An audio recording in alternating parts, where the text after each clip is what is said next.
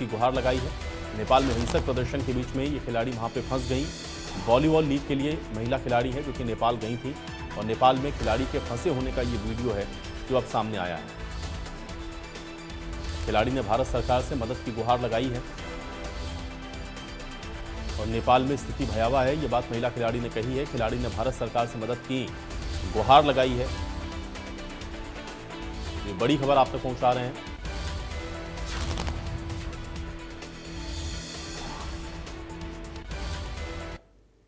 कि वो प्लीज़ हमारी हेल्प करे। मेरा नाम उपासना गिल है और मैं ये वीडियो प्रफुल्ल गर्ग को भेज रही हूँ। मैं इंडियन एम्बेसी से रिक्वेस्ट करती हूँ कि वो प्लीज़ हमारी हेल्प करे। जितने लोग हमारी हेल्प कर सकते हैं प्लीज़ हेल्प करें। मैं यहाँ पोखरा नेपाल में फंसी हुई हूँ। मैं यहाँ पे एक वॉलीबॉल लीग होस्ट करने आई थी और अभी फ़िलहाल हमारा जो होटल है जहाँ पे मैं रुकी थी वो जला दिया गया है। मेरा सारा लगेज, मेरा सारा सामान मेरे रूम में था और वो होटल को पूरा जला दिया।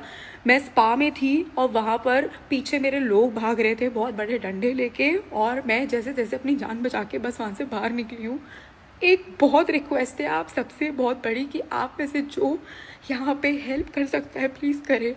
बहुत बुरी हालत है यहाँ पे, जगह जगह रोड पे आग लग रही है। यहाँ पे टूरिस्ट को भी नहीं छोड़ रहे हैं, उनको कोई फ़र्क नहीं पड़ता कि यहाँ पे कोई टूरिस्ट है, यहाँ पे कोई काम करने आया है। वो हर जगह बिना सोचे समझे आग लगा रहे हैं और यहाँ पे बहुत ज़्यादा बुरी हालत हो गई है। हमें नहीं पता हम यहाँ पे कितनी देर तक रहेंगे दूसरे होटल में, पर मैं बस रिक्वेस्ट करती हूँ इंडियन एम्बेसी से कि प्लीज़ ये वीडियो, ये मैसेज उन तक प्लीज़ पहुँचाया जाए। हाथ जोड़ के रिक्वेस्ट है आप सबसे, प्लीज़ हेल्प अस। यहाँ पे बहुत सारे लोग हैं मेरे साथ और हम फंसे हुए हैं यहाँ पे। अरे लोग हैं अंदर यार, लोग अंदर चले गए और वहाँ पे एक्सप्लोजन हो रहा है। ऐसा कीजिए ना।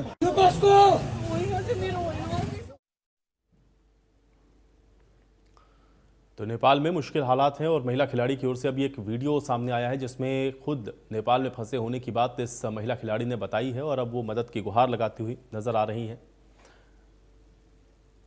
तो नेपाल की स्थिति को लेकर के ये महिला खिलाड़ी की ओर से बताया गया कि किस तरह से वो वॉलीबॉल लीग खेलने के लिए वहां पर गई और उसके बाद वहीं पर फंस गई और अभी वो जिस होटल में थी वहां पर आगजनी की गई, मारपीट हुई है, तोड़फोड़ की गई है और इसलिए उनके साथ भी कई लोग हैं जो कि अभी यहाँ पर फंसे हुए हैं और सभी डरे सहमे हैं और अब मदद की गुहार इंडियन एम्बेसी से भी लगाई जा रही है और जल्द से जल्द उनको यहाँ से निकाला जाए, ये बात महिला खिलाड़ी की ओर से कही गई है।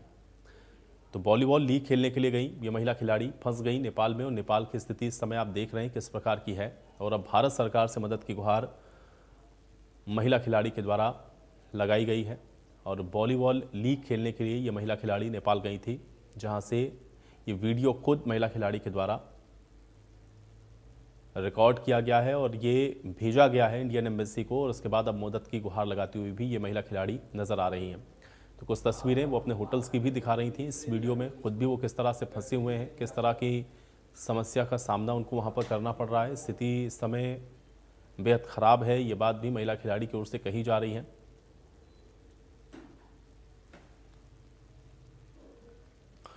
तो महिला खिलाड़ी की सुरक्षा को लेकर के महिला आयोग भी गंभीर है और खिलाड़ी के वीडियो आने पर हरियाणा महिला आयोग ने इस पर संज्ञान लिया। महिला आयोग की चेयरपर्सन रेणु भाटिया ने इस पर संज्ञान लिया। रेणु भाटिया ने केंद्रीय गृह मंत्री अमित शाह को एक पत्र लिखा है। सीएम नायब सिंह सैनी को भी रेणु भाटिया की ओर से पत्र लिखा गया है। भारतीय नागरिकों को वापस लाने की अपील की गई। तो हरियाणा राज्य महिला आयोग की चेयरपर्सन रेणु भाटिया की ओर से अब इस वीडियो के सामने आने के बाद इस पर संज्ञान लिया गया। तो केंद्रीय गृह मंत्री अमित शाह को भी एक पत्र लिखा है और हरियाणा के मुख्यमंत्री नायब सिंह सैनी को भी एक पत्र रेणु भाटिया की ओर से लिखा गया है और खिलाड़ियों को या वहां पर फंसे हुए लोगों को सकुशल वापस भारत लाया जाए, ये पत्र में लिखा है। रेणु भाटिया ने केंद्रीय मंत्री अमित शाह को पत्र लिखा है और नायब सिंह सैनी को भी पत्र रेणु भाटिया की ओर से लिखा गया है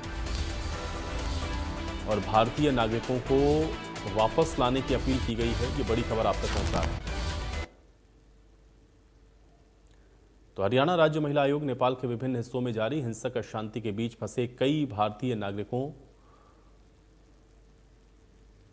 विशेषकर महिलाओं की चिंताजनक स्थिति की ओर आपका ध्यान आकर्षित करना चाहता है। आयोग को एक व्यापक रूप से प्रसारित यूट्यूब वीडियो मिला है जिसमें एक भारतीय महिला तत्काल मदद की गुहार लगाती हुई दिख रही है।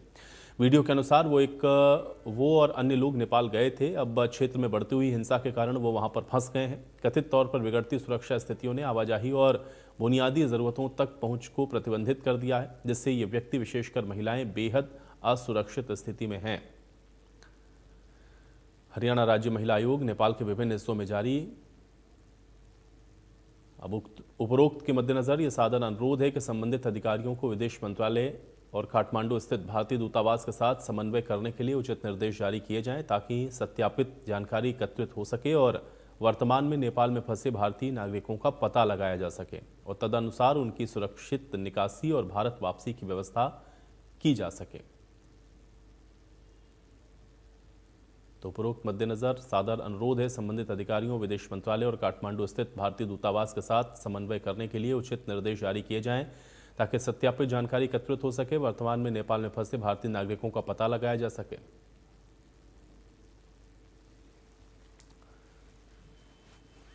तो रेणु भाटिया, चेयरपर्सन राज्य महिला आयोग, ये पत्र उन्होंने लिखा है वीडियो के सामने आने के बाद, जो कि वॉलीबॉल लीग के लिए नेपाल गई थी महिला खिलाड़ी, और इसको लेकर के उन्होंने केंद्रीय गृह मंत्री अमित शाह को पत्र लिखा और नायब सिंह सैनी को भी पत्र लेकर के उन्होंने कहा है कि वो इसको लेकर के, इस स्थिति को लेकर के चिंतित हैं और इसलिए तत्काल इस पर भारत सरकार को हस्तक्षेप करके जो नागरिक वहां पर फंसे हुए हैं उनको वापस लाना चाहिए।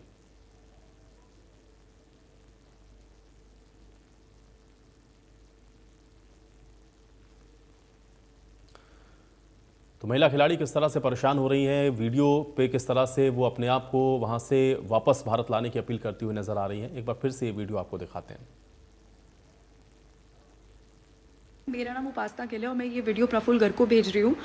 मैं इंडियन एम्बेसी से रिक्वेस्ट करती हूँ कि वो प्लीज़ हमारी हेल्प करे, जितने लोग हमारी हेल्प कर सकते हैं प्लीज़ हेल्प करें। मैं यहाँ पोखरा नेपाल में फंसी हुई हूँ। मैं यहाँ पे एक वॉलीबॉल लीग होस्ट करने आई थी और अभी फ़िलहाल हमारा जो होटल है जहाँ पे मैं रुकी थी वो जला दिया गया है। मेरा सारा लगेज, मेरा सारा सामान मेरे रूम में था और वो होटल को पूरा जला दिया। मैं स्पा में थी और वहाँ पर पीछे मेरे लोग भाग रहे थे बहुत बड़े डंडे लेके और मैं जैसे जैसे अपनी जान बचा के बस वहाँ से बाहर निकली हूँ। एक बहुत रिक्वेस्ट है आप सबसे बहुत बड़ी कि आप में से जो यहाँ पे हेल्प कर सकता है प्लीज़ करें। बहुत बुरी हालत है यहाँ पे, जगह जगह रोड पे आग लग रही है। यहाँ पे टूरिस्ट को भी नहीं छोड़ रहे हैं, उनको कोई फ़र्क नहीं पड़ता कि यहाँ पे कोई टूरिस्ट है, यहाँ पे कोई काम करने आया है। वो हर जगह बिना सोचे समझे आग लगा रहे हैं और यहाँ पे बहुत ज़्यादा बुरी हालत हो गई है। हमें नहीं पता हम यहाँ पे कितनी देर तक रहेंगे दूसरे होटल में, पर मैं बस रिक्वेस्ट करती हूँ इंडियन एम्बेसी से कि प्लीज़ ये वीडियो, ये मैसेज उन तक प्लीज़ पहुँचाया जाए। हाथ जोड़ के रिक्वेस्ट है आप सबसे, प्लीज़ हेल्प अस। यहाँ पे बहुत सारे लोग हैं मेरे साथ और हम फंसे हुए हैं यहाँ पे। अरे लोग हैं अंदर यार, लोग अंदर चले गए हैं और वहाँ पे एक्सप्लोजन हो रहा है। ऐसा कीजिए ना,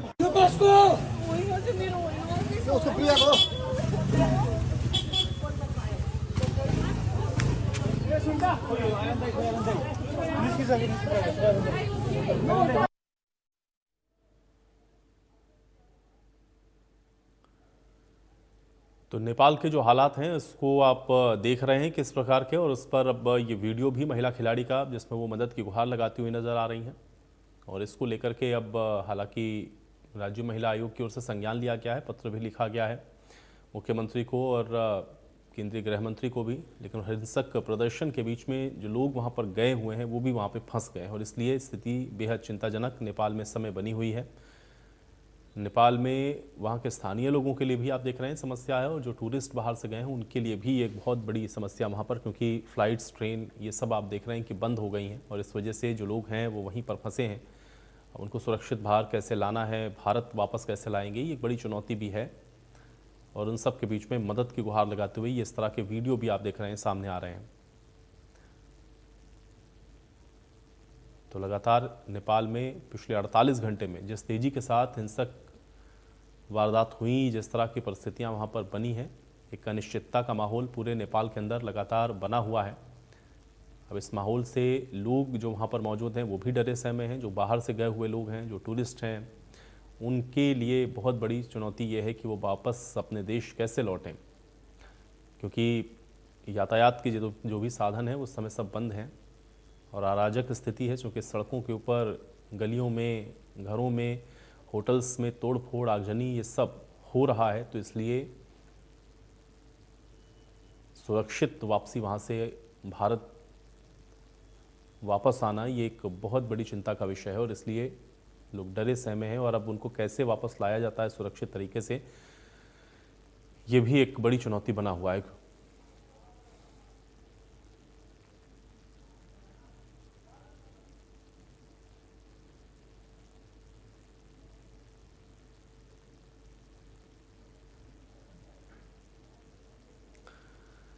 तो नेपाल की स्थितियां इस समय बेहद चिंताजनक और आप कह सकते हैं कि बहुत कठिन परिस्थितियां इस समय नेपाल में हैं। अब जिस तरह की तस्वीरें वहां से आ रही हैं, निश्चित तौर पर वहां के फंसे हुए, वहां पर जो लोग फंस गए हैं, उनके लिए भी बड़ी आप कह सकते हैं कि चैलेंजिंग जो स्थिति है वो बनी हुई है। और चलिए इस बीच इसी पर बातचीत करते हैं। राज्य महिला आयोग के चेयरपर्सन रेणु भाटिया जी हमारे साथ जुड़ गई हैं, सीधे उनका रुख करेंगे। रेणु भाटिया जी, बहुत स्वागत सबसे पहले तो आपका इंडिया न्यूज़ हरियाणा पर। रेणु जी, कुछ तस्वीरें, कुछ वीडियो हम लोगों ने देखे और एक महिला वॉलीबॉल खिलाड़ी जो कि नेपाल गई, वहां पर फंस गई और अब मदद की गुहार लगाती हुई नजर आ रही हैं। आपने भी इस पर संज्ञान लिया है, एक पत्र भी लिखा है। किस तरह से इस पूरे प्रकरण को, इस पूरे घटनाक्रम को आप देख पा रही हैं और कैसे मदद होगी जो लोग वहां पर फंसे हुए हैं? रेणु जी देखिए, आज लगभग 10 बजे, 9:30 10 बजे के करीब मेरे पास एक लिंक किसी ने भेजा कि ये एक बच्ची नेपाल में फंसी हुई है, हमारे भारत की है, खिलाड़ी है और अपनी टीम के साथ गई थी, तो हम चाहते हैं आप इसको सहयोग करें, कुछ ना कुछ रास्ता ऐसा निकालें कि बच्ची सेफ हो। तुरंत हमने आयोग ने एक पत्र तैयार किया माननीय मुख्यमंत्री जी के लिए, क्योंकि वो होम मिनिस्टर हैं, अमित शाह जी के लिए, क्योंकि वो इन विषयों को देखते भी हैं और तुरंत प्रभाव से काम करते हैं। ये हमने तुरंत पत्र लिखे और बात भी हुई जहां भी उचित स्थान पर करनी थी कि किस प्रकार से हम इनकी मदद कर सकते हैं ताकि हम इनको पोखरा से ले आए। अगर इंडिया न्यूज को ध्यान हो तो 2 वर्ष पूर्व हमने अंतरराष्ट्रीय एक सम्मेलन किया था महिलाओं का, जिसमें हमने नेपाल की कुछ एनजीओज को बुलाया था जी, जिसमें हमने नेपाल की कुछ एनजीओज को बुलाया था। तो उनमें 3 मेरी सहेलियां थी, निक्की, डिक्की और उनकी एक सिस्टर। ये ट्रिपलिंग सिस्टर्स हैं जो माउंटेनियर्स हैं और ये पोखरा रहती हैं। तो मैं सुबह से इनको फोन ट्राई कर रही थी। अभी 4 बजे के करीब मेरी इनसे बात हो पाई, जिसमें मैंने इनको इन लड़कियों का क्षेत्र और वो सारा बताया। और मुझे उम्मीद है कि हमारी सरकार जो कर रही है उस माध्यम से उन बच्चियों तक मदद पहुंचेगी। और ये जो एनजीओ की अधिकारी हैं, क्योंकि ये human trafficking on women and women security points पर काम करती हैं, तो मेरी इनसे बात होने के बाद मुझे आशा और जगी कि ये स्वयं भी उस कांटेक्ट में लग गई हैं कि बच्चियों को बचाया जा सके। लेकिन रेणु जी, इस समय जिस तरह की स्थितियां नेपाल के अंदर हैं, क्योंकि इंस्टीट्यूशंस को हम लोग देख रहे हैं किस तरह टारगेट किया गया है, जो एक मेस वहां पर इस समय फैला हुआ है, ऐसे में क्योंकि कोई व्यवस्था पूरी तरह से सही तरीके से काम नहीं कर पा रही है, तो ये कैसे होगा? क्योंकि ये बहुत चैलेंज है इसके, इन सब के बीच में एक कम्युनिकेशन बने और उनको वहां से आप लाएं यहाँ पर, कैसे ये होगा? बिल्कुल, आपकी बात ठीक है। हम लोग तो यहाँ से किसी ना किसी को, जानकारों को कांटेक्ट ही कर सकते हैं। आयोग यही प्रयास कर रहा है कि जो हमारे वहाँ संपर्क के लोग हैं, जैसे ये 3 सिस्टर्स जो एनजीओज देखती हैं, इनको हमने कांटेक्ट किया। तो मुझे उम्मीद है because they are local people, so they will be able to go. And fortunately one of them, Lucky, whose name is Lucky, she stays in Pokhara only. So उसके लिए इजी है। मेरी लगातार उससे फोन पर बातचीत चल रही है। उसने होटल का एड्रेस नंबर पूछा, बट वो हमारे पास था नहीं। तो हमने पुलिस की मदद उसको लेने के लिए कहा है कि ये पता करो कि इस पोखरा में किस 10, 12, 15 जितने भी होटल्स हैं उनमें खिलाड़ी बेटियां कहाँ रुकी हैं। तो मुझे लगता है अगर इस तरह से डेप्थ में जाएंगे तो पता लगने की आशा है। और उम्मीद करती हूँ कि उनकी वहां से वो मदद करें, यहाँ से हमारी सरकार उन बच्चियों को बॉर्डर पर या किसी तरीके से भारत लाने का प्रयास करे।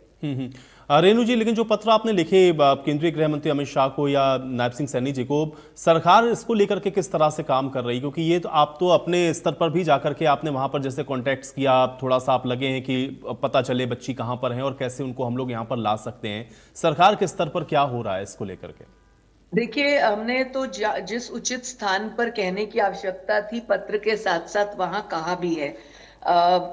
कुछ ये जो इंटरनेशनल इस तरह की प्रॉब्लम आती है और ऐसे मौके पर जब वहां पर बहुत ज्यादा व्यवस्था बिगड़ी हुई है, हम रोज रील्स में सुबह शाम दोपहर हर वक्त जो रील्स वहां से कुछ लोग भी भेज रहे हैं, वायरल भी हो रही हैं, उनमें बहुत स्थिति बहुत बुरी है। मतलब चर्चा करने लायक भी वो स्थिति नहीं है। तो मुझे उम्मीद है कि जितना प्रयास हमने कोशिश की है करने की, उसमें कहीं ना कहीं हम सफल रहेंगे उन बच्चियों को लाने में।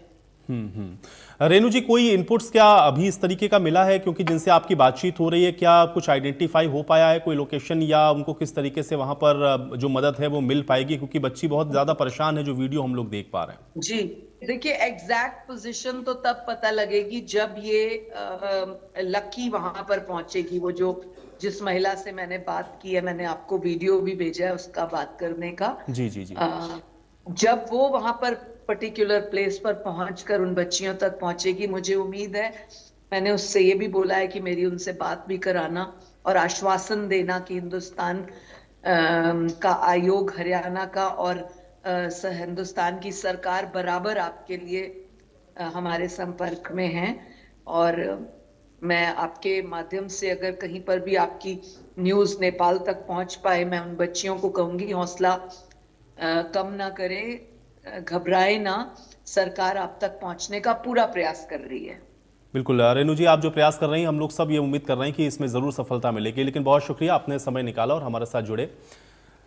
तो इस समय आप देख रहे हैं नेपाल के अंदर जो स्थिति बनी हुई, उस पर अब राज्य महिला आयोग की ओर से भी संज्ञान लिया गया है, और अब इन बच्चियों को वहां पे कितना जल्द से जल्द भारत लाया जाता है, ये देखना बेहद महत्वपूर्ण रहेगा। डीजी जेल आलोक कुमार राय ने इंडिया न्यूज हरियाणा के साथ खास बातचीत की है, और इस दौरान आलोक कुमार राय ने यह कहा है कि कैदियों का यूनिक आइडेंटिफिकेशन किया जाएगा। इसमें रेटिना और फेस स्कैन होगा। इसके साथ ही डीजी जेल आलोक कुमार राय ने यह भी कहा कि बहुत जल्दी हम इसको 20 जेलों में इंस्टॉल करेंगे, और आने वाले नए कैदियों का इस तकनीक से स्कैन होगा, डेटा इकट्ठा होगा।